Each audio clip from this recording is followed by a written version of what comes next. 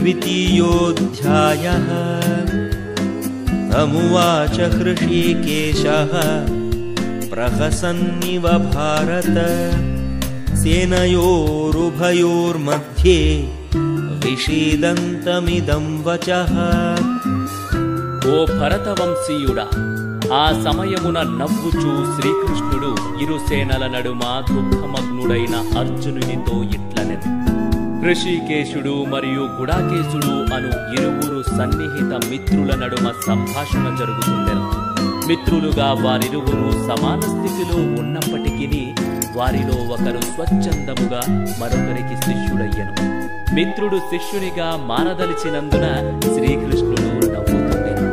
అతడు సర్వేశ్వరునిగా ఎల్లప్పుడూ తన అత్యున్నత స్థితిలోనే నిలిచియుండును. అయినను తన భక్తుడు వాంఛించినట్లుగా మిత్రునిగా, పుత్రునిగా, ప్రియునిగా వర్తించుటకు భగవానుడు అంగీకరించును.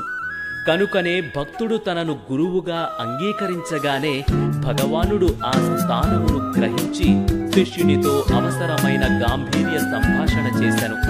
అందరికీ శ్రేయస్సు చేకూరునట్లుగా ఆ గురు శిష్యుల సంభాషణ ఇరు సేనల సమక్షంలో బహిరంగముగా జరిగినట్లు కనిపించును.